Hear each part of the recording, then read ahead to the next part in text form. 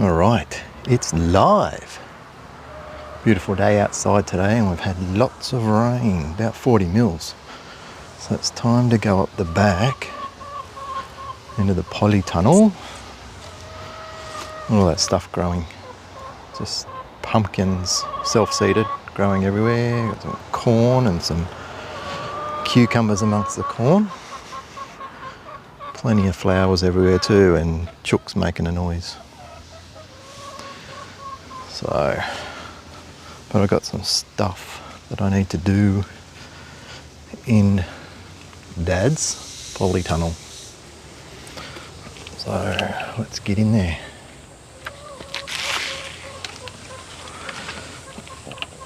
Okay. So this is a bit different. First time I've ever done a live stream on my new YouTube channel. So I've locked myself in here. There's no one home. It's my day off, and I figured let's do something different. So I set the tripod up here. I'm not trying to impress anyone. Just being in a place that I enjoy. Now, there is a job I need to get done, and that is I had tomato russet mite, which I had no idea about, didn't know what it was. And my tomatoes had stopped producing. They kind of started dropping their leaves, and everything was kind of going a bronzy colour, you know, the leaves, the stems, and even the, let me see if I can find some here. Some of the little clusters of flowers just were, have a look here. The clusters of flowers were just aborting, weren't forming fruit. So I thought something's wrong. I couldn't see anything on the leaves, and that's because you can't see tomato russet mite. They're very tiny.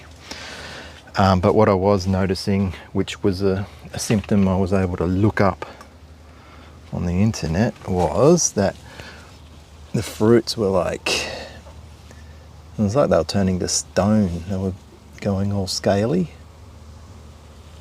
And I'm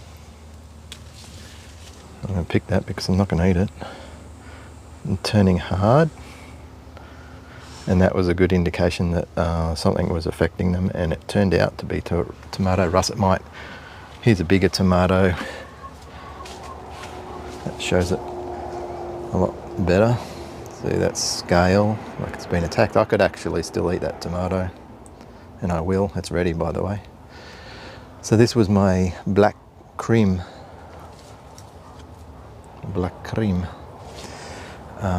And it was going all right until the tomato russet mite hit it. So anyway, the tomato russet mite's gone. I used wettable sulfur to get rid of that in the end. I was using Neem oil for a while, and that did all right. I had spider mite before that, and the Neem oil got rid of the spider mite. And each of these things I had to learn about, because spider mite I didn't know about, and the symptoms of that were similar. You had leaves being affected and little spots all over them, but there was a very fine web between the leaves, different parts of the leaf, and you could, it was like a little spider web, and that turned out to be spider mite. And you can actually see spider mite, so you can flip the leaf and look close, and you'll see these little dots. They're the spider mites having a go at your leaves, sucking the sap and making it hard for the plant to exist. But since I sprayed with neem oil to get rid of the spider mite, and then wettable sulfur to get rid of the russet mite, things are starting to bounce back. So we're getting some nice cucumbers happening. I've been picking the miniature cucumbers. These are the little snack cucumbers that kids eat in their lunch every day. So I'll come in here in the morning and kind of pick a few of these. But there's no real ready ones here yet. This one will be all right for tomorrow. But they're naturally small. They're an F1 variety that they're bred to be small, and they don't have seeds because they're parthenocarpic, which means they don't need pollination to set fruit. So that's why I can grow them here in the polytunnel without pollinators like bees and stuff. Anyway, so the job I've got to do is I'm getting back to neem oil. So the russet mite is gone, but here are my poor old eggplants. You can see they're pretty dirty. I should have done this a while ago. I'm just trying to do this. I've got a big tripod on the end of my camera. You can see these leaves are pretty dirty, and that's a sign that there's aphids about. If you have a look here on the flowers, there they are. They're having a little party. I can't get too close with this camera, it just won't focus, but you can see what's happening. So I'm going to set my tripod up here, and you can just have a relax while I do my job. Listen to the trucks on the highway. So what I'm going to do, to get around that side, so I've got to walk around. What I'm going to do is get my neem oil, which I prepared earlier. Here's one I prepared earlier. There's just over a litre, almost 1.5 litres of neem oil, so it's like 1 litre. So 1 litre to 10 mils of neem. Actually, that's not my neem. I think I forgot to bring my spray, the neem that I prepared. So this is alive, so I'm not going to pause it. But I do have a microphone attached to me. I'm going to put my neem oil. No, that was my wettable sulfur. I'm going to put my wettable sulfur there. I'm going to dash back and get the neem oil spray. So, heading back outside. Don't know if you can hear me or not.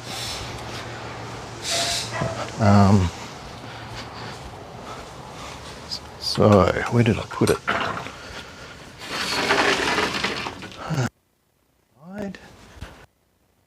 Right.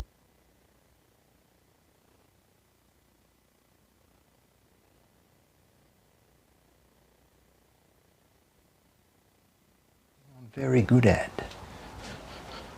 putting stuff down and then forgetting where I put it. Actually, I had it with me, so it must be up here somewhere.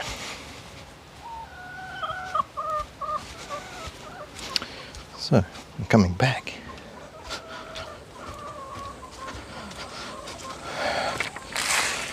Coming back in the polytunnel. Got 2 of these spray bottles. There's the one I want. Man, I'm forgetful. Mr. Forgetful. Yep, so it looks the same, but this one's got the writing neem oil, 10 mils per litre. So I've got 1.5 litres here, and it's still warm. Oil and water don't mix, and that's why you have to add a little bit of soap of some sort, and I like to use the organic dish soap because it's not going to affect anything else. So what I'm trying to do here is I'm going to give those aphids a little bit of a treat. I doubt they'll appreciate it, but I don't appreciate them killing my eggplants. Also take off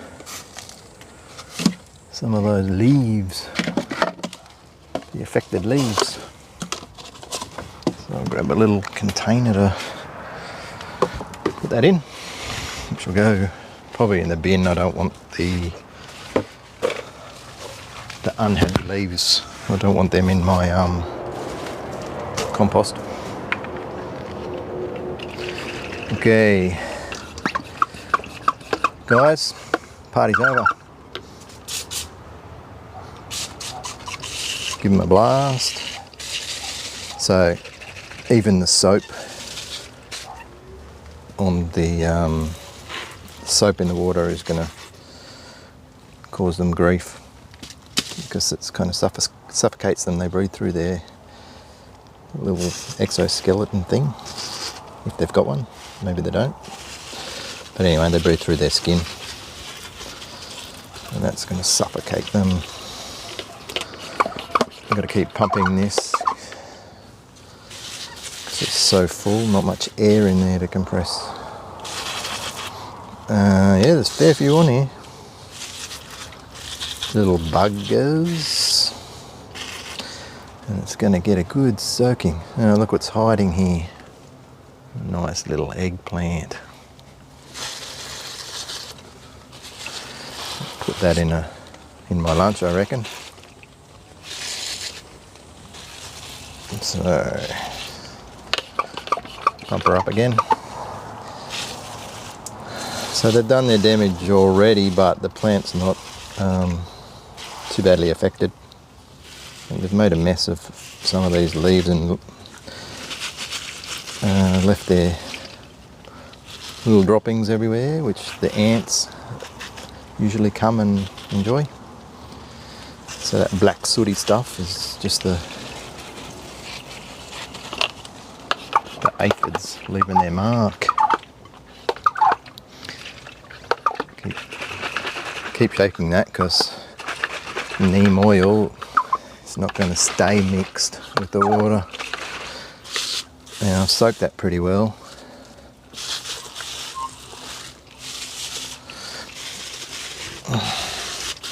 But you know how fast these little dudes breed, so you leave any behind and they're going to start a family. I'll hit this guy too. This one's bad, but not quite as bad as the one I just did.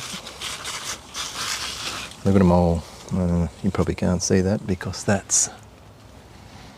tiny.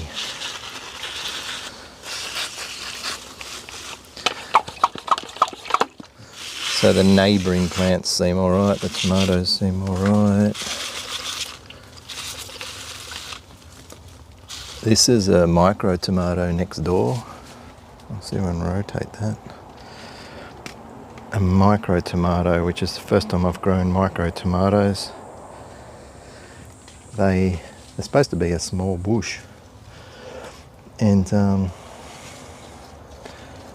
couple of the varieties I chose were pretty lame, and it may have been the russet mite that caused them to fail, so I won't discount them for next season, but this one in particular has done really well.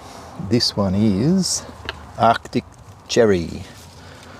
It's an Arctic Cherry, which it's been a long time in coming. I sowed the seed on the 30th of, August. It's quite a while ago. So he's been sitting there waiting to produce for me, but yeah, it's finally happening. I can see the first little tomato there already. Or not already, finally. And if you can see that, that's my little friends coming off the leaves.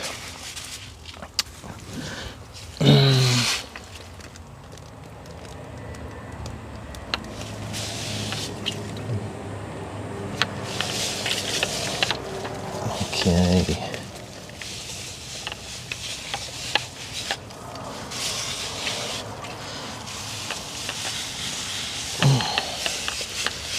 Looking good. Oh, there's my friend. So if you were spraying with harmful chemicals, I would have hurt my little buddy here. You see him? Oh, he's coming to me. Hello, Daddy. Little praying mantis. He's not even his fully grown size. He hasn't got wings yet. So he'll probably molt again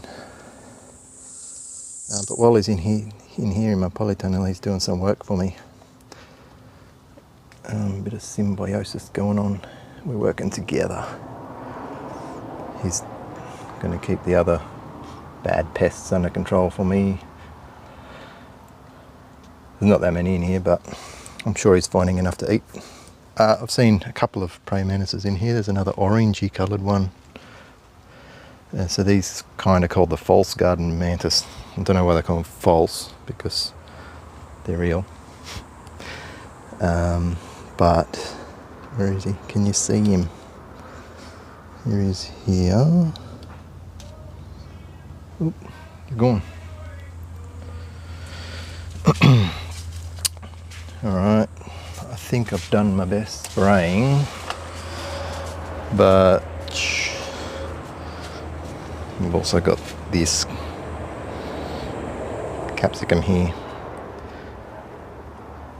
I picked the first 2 capsicums off this guy this morning. Bit of a novelty. It's called Zulu. So the ones that came off it are black, or very, very dark anyway. And I say novelty because compared to the green, even the green and the red capsicums, they're not quite as tasty. They'd be alright in cooking. There's a few aphids on this fella too, so give him a little dose of neem oil.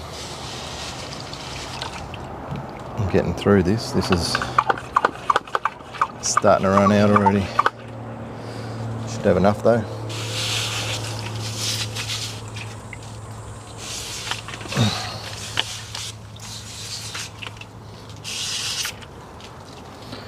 Okay. And got one more here that I'll do. It's not too bad. Can't see much on it at all. But preventative.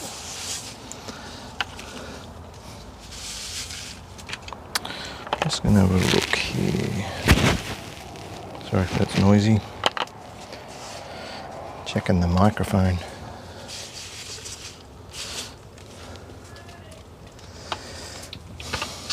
Okay, that's that job done.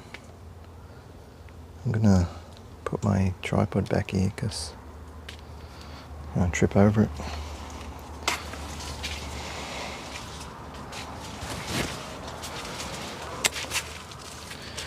So there we go, there's the polytunnel. I'm going to go back up there and let's get some of those leaves off.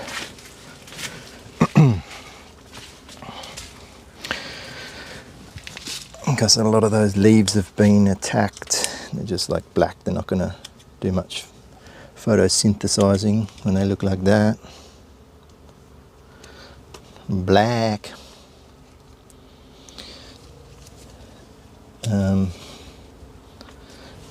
It'll also thin the population of any survivors.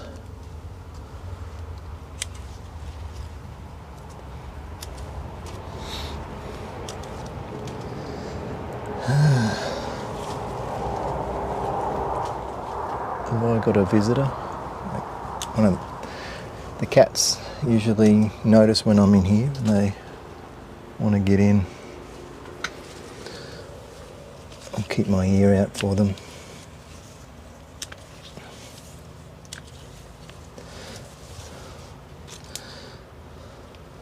So this poor fella's a bit wilted. I don't know if that's because he's kind of given up on life, because he's been under attack. Poor little guy. But come on fella, hang in there. You'll be alright and I'll take care of you. You keep producing my lunches. I'll keep these little aphids off you.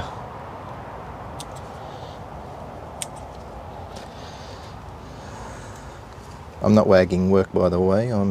It's my day off.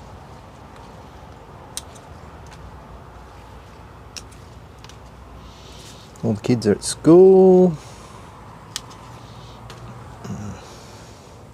It's just me.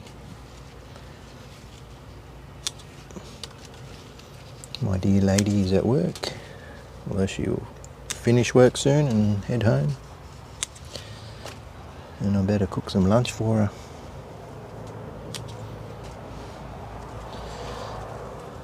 Should be some eggs too, although the chooks are getting a bit old. Australorps. They're over 3 years old now, and they're still laying eggs, but they're only sporadic. Might get, an egg or two a week now from them, where they used to lay daily.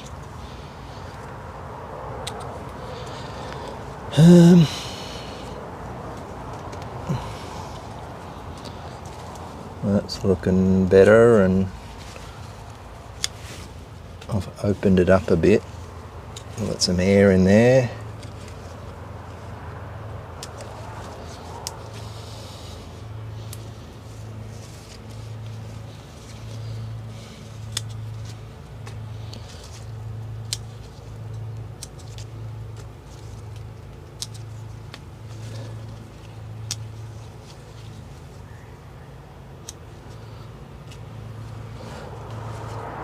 Don't want to remove too many.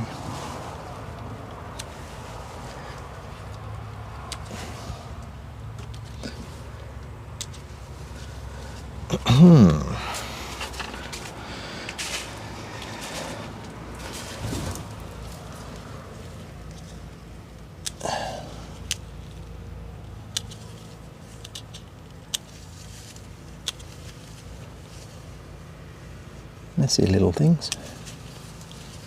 That's the aphids. Took one of these lower branches off. Give these bigger branches some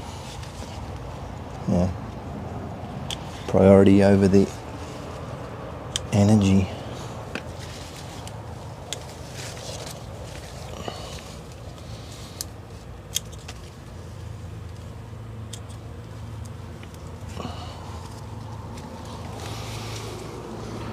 Alright, got to know when to stop. One more. Oh, there's a few on there. Chooks will probably have a peck at those.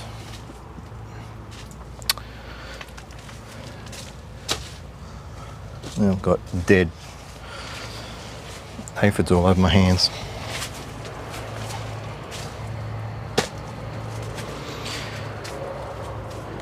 Alright, see if there's anything to pick. You can come along. Let's have a look. Now, there are some capsicums coming along, but I like them to be completely red. Make sure they're nice and sweet.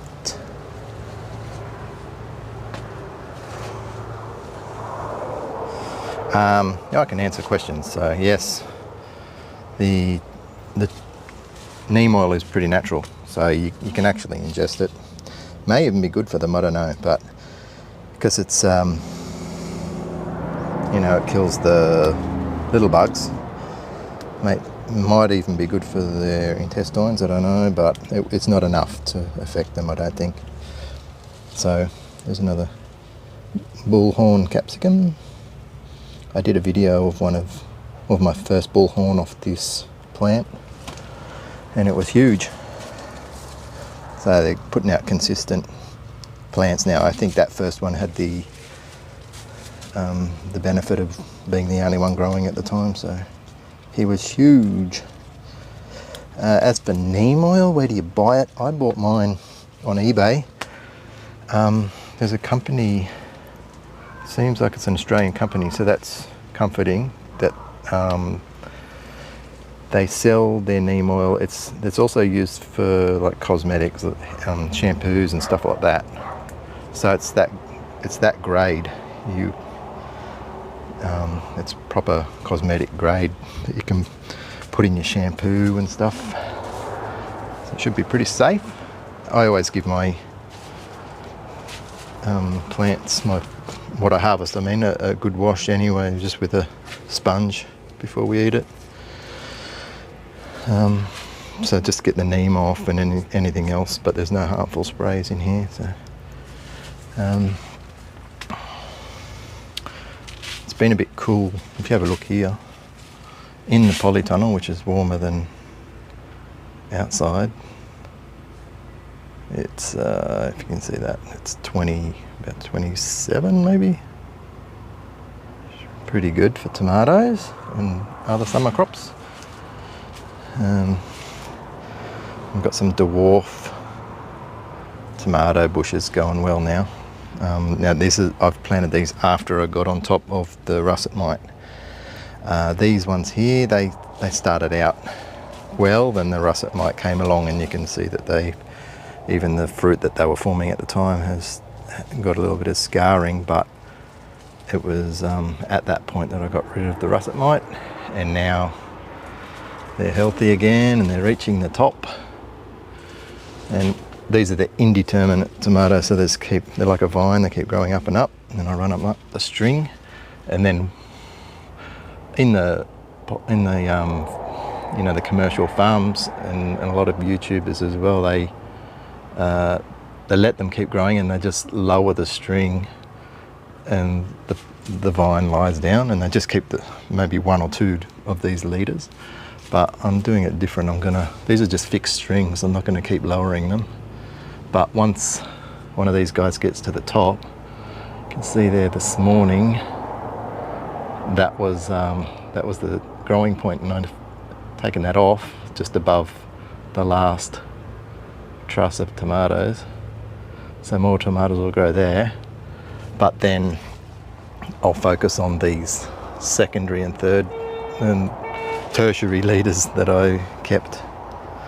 So most of these plants I'm doing that this year. I'm gonna grow, I've got 3 leaders, see, on this one. So once this one gets all the way to the top, I'll take the growing point out and then just let these ones keep growing. And then if they're still going at the end of the season and all my leaders have reached the top, once all the fruit are gone off each leader, I'll take the fruit off and then just remove the whole leader, and more will pop out the bottom. So you can just keep letting more shoots pop out the bottom and growing up the string. So down the center, they're the ones that are the indeterminates. They just keep growing and growing. These on the sides, because I've got limited height, I put the bush tomatoes, so they're actual dwarf bush. So he was a bush tomato and it's done. So I've put in some wombok, 5 wombok, and then as these things finish, I'll start putting in some winter stuff here and there. I've got my sweet basil going already. So now these ones, this one even, it looks like it was going to die because the russet mite I thought that before I knew it was russet mite, I said, oh, this guy's finished. I'll harvest the last tomatoes and pull it out. But then I realised it wasn't natural and it was a mite attacking it. And you can see down here all these stems were the original plant, and they've all lost their leaves and didn't produce any fruit. So, but once I got rid of it, it's shot out more, fresh branches and flowers everywhere. So I'm going to get nice big tomatoes on this. This guy is one of the newer ones that didn't cop the russet mite, and it's just going crazy. But there we go, there's some tomatoes, just waiting for some hot weather for them to hot weather for them to ripen. It's looking good. And at the end here, I've got my cucumbers growing up there. A couple of smaller, well, which one is it? This one. These are the Poco. Is it called Poco? Actually, they might both be Poco. Yeah, they are. Look, I missed that guy. That's a Poco. That's probably bigger than you want them too. These particular varieties. So I'll put him in the lunch box tomorrow for the kids. And that's another Poco. Look at the difference in leaf colour. Surely they can't be the same variety. Poco, I think they are. So there you go. Growing in containers, your soil can vary from one container to the other. So, oh, let's notice something else. One of these fellas have fallen off. So he's got a little bit of scarring from the russet mite, but the rest of him, and even if you peel that bit of skin off, the rest of him's good to go. So he's probably going on a sandwich too.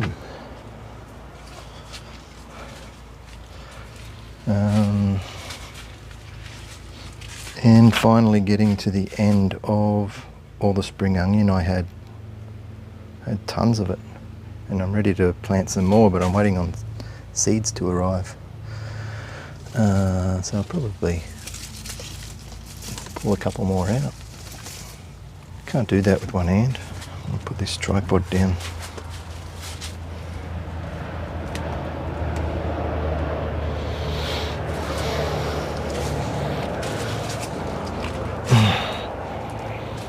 Oh, there's radishes too, but they're a bit of a novelty. Not everyone will eat them. I don't even really like them.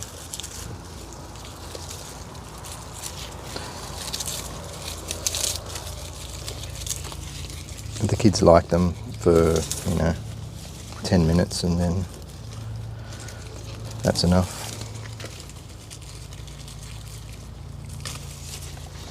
Okay, these are going in some noodles for lunch. Chop them up in noodles or a stir fry of some sort. Haven't decided what I'm eating yet.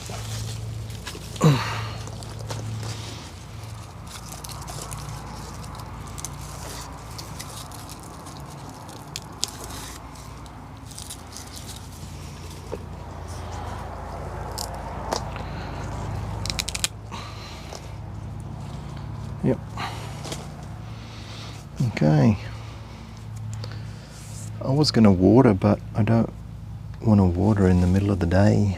I know it's not hot, but I think I'll wait until this evening. But let's go have a look at... Okay, actually, let's go and have a look at the tank. It's been raining, so let's look at the tank system.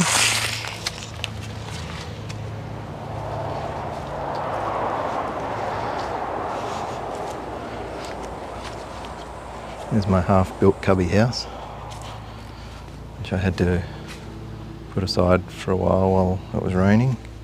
I'll probably finish that off on the weekend, I hope. So here we go. It's my two 220 litre tanks. So there's 440 litres of rainwater there. And they're pretty much full. That travels through this pipe all the way up the fence line to the balcony up there into another tank. So it fills up a tank up there, and I release it down the pipe all the way to the tanks up the back when they need filling. Alright, so the tanks are full.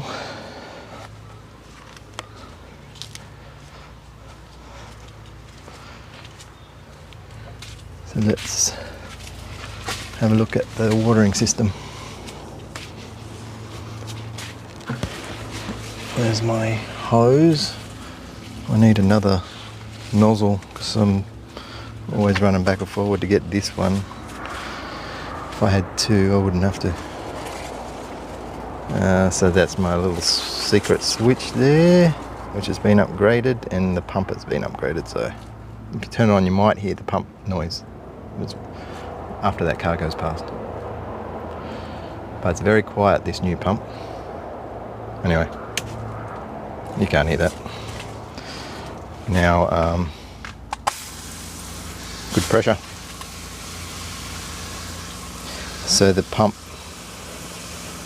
is running off my little lithium battery that I use with the fish finder when I go fishing. So while it's not being used for the fish finder, I put it in my little pump box outside there, and it powers the pump. And the pump does about 11 litres per minute. So that's pretty good. It's about all you need. Pretty good pressure for in here. But anyway, that was just a demo. I'm not going to actually water right now. And the other good thing about this new pump is it only turns on, it's activated by, I forget what you call that, when you activate it when it's needed. So if I start it's pressure sensing, maybe. So it starts now, pump's going, pump turns off. So that's pretty cool. The other one didn't do that. So you turn your hose off and it'd be struggling. So I'd actually turn it off with a switch. I'm going to turn that off now anyway. And come back this evening and water. That's it for now. That's a test stream, first stream. I'll grab my produce. And hello, Dahlia. So I'm going to grab my produce and go back inside and start cooking some lunch. I'm glad I could show you my garden in the polytunnel. I'll see you next time. I might do this again. Bye.